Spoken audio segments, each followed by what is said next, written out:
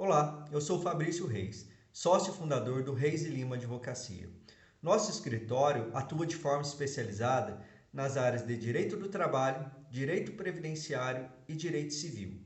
Já aproveita, se inscreve no canal, pois assim você será notificado quando tiver um novo conteúdo, ok?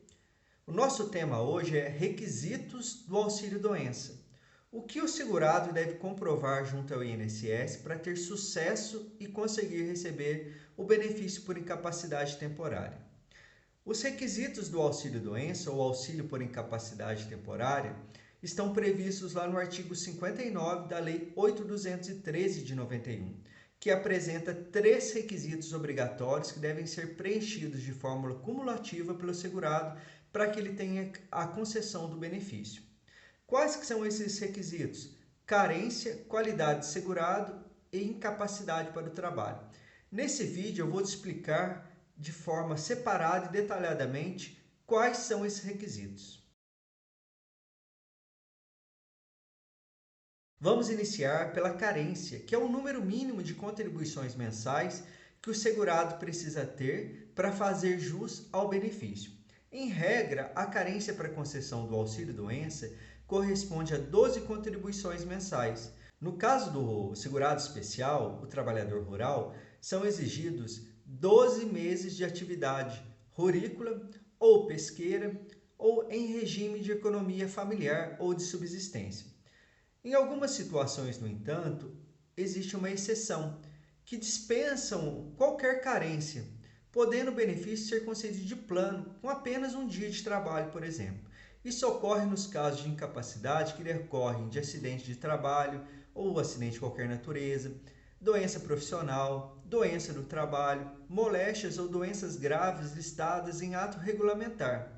Atualmente, as referidas doenças graves estão listadas no artigo 30, parágrafo 2º do Decreto 10.410 de 2020. Essas doenças eu vou deixar aqui na descrição do vídeo.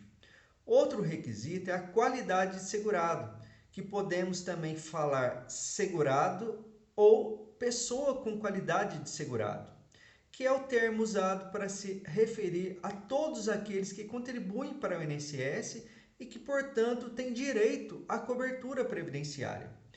Uma informação muito importante é que, mesmo se o segurado parar de contribuir para o INSS, ele ainda mantém a qualidade de segurado por algum tempo, que é o famoso período de graça. Nós vamos produzir um conteúdo nos próximos dias sobre isso, pois é um tema especial e específico que precisa de um tempo a mais de atenção para que nós possamos passar tudo para você. E o último requisito, que é a incapacidade por trabalho. O auxílio por incapacidade temporária ou auxílio-doença será devido ao segurado que ficar incapacitado para o seu trabalho ou para a sua atividade habitual por mais de 15 dias consecutivos. Ou seja, é necessário que a incapacidade perdure por mais de 15 dias seguidos. Não pode ser em períodos intercalados e deve ser temporária. Se a incapacidade for permanente, o benefício a ser pleiteado pelo segurado será a aposentadoria por invalidez ou incapacidade permanente. Lembrando que essa incapacidade pode ser resultado de doença comum, profissional ou do trabalho, ou de um acidente de trabalho ou de qualquer natureza, e deve obrigatoriamente ser comprovada por meio de perícia médica do INSS. Perícia médica, que é uma etapa obrigatória para a concessão do auxílio-doença, já que é através dela que o INSS vai constatar ou não a presença dessa moléstia ou dessa doença temporária. Contudo, a avaliação do perito não se restringe somente ao exame do segurado, se estendendo também à análise de outros documentos que o segurado apresentar no dia da perícia. Desse modo, seu advogado deve te orientar a também levar todos os exames, relatórios médicos, enfim, toda a documentação no dia da perícia. E quais que são esses documentos aceitos? Por exemplo, laudo assinado por médico particular ou do SUS. Independentemente se o particular ou do SUS, o importante é que seja um profissional que faz o seu acompanhamento, que sabe do seu quadro. O mais importante aqui é que o laudo fornecido por esse profissional deve cumprir alguns requisitos que estão previstos lá no artigo 3º, parágrafo único da Resolução 1658 de 2002, lá do Conselho Federal de Medicina. Receituários médicos, indicações de medicamentos que o requerente está utilizando, declaração de tratamento que contém os tratamentos que a pessoa fez ou ainda está fazendo. Se for o caso de uma perícia psiquiátrica, mencione os tratamentos psicológicos ou psiquiátricos. Prontuários médicos. Se frequenta alguma clínica ou foi internado em algum hospital, nesse documento poderá conter inclusive as manifestações clínicas do acompanhamento. E uma observação, é válida a anexação de cópias do prontuário, não precisa ser o original. Um outro documento que pode ser utilizado, boletim de ocorrência, no caso de benefícios acidentários ou acidente de qualquer natureza. Exemplo de acidente de carro, é interessante juntar o BO, ok? Isso é mais uma comprovação que realmente houve um acidente. Com a avaliação do médico perito do INSS, leva em conta uma análise do momento da perícia, associada a outros documentos que comprovem, que auxiliem. É interessante que o requerente vá munido de toda a documentação de forma mais completa possível. Lembrando que durante o período de isolamento social em razão da pandemia do coronavírus, a perícia médica está sendo realizada de forma remota, o que requer uma atuação mais efetiva do seu advogado em relação à etapa de perícia para te orientar a quais documentos são mais importantes.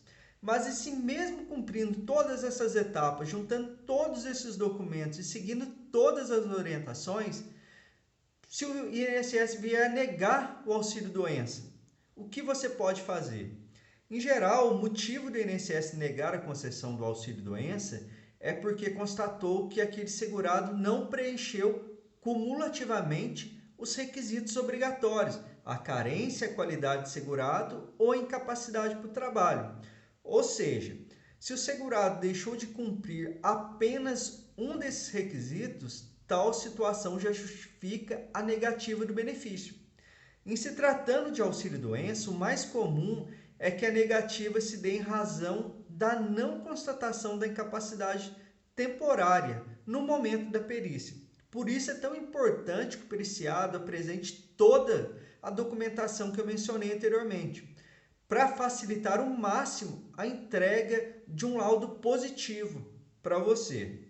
Porém, sabemos que muitas vezes injustiças acontecem, de modo que muitos segurados que realmente apresentam a moléstia, a doença e cumpriram todos os requisitos obrigatórios, acabam tendo seu benefício negado. Mas o que fazer quando o INSS nega o seu auxílio-doença? Se o INSS negou injustamente a concessão do auxílio-doença, você terá a opção de tentar resolver o impasse pela via administrativa ou pela via judicial.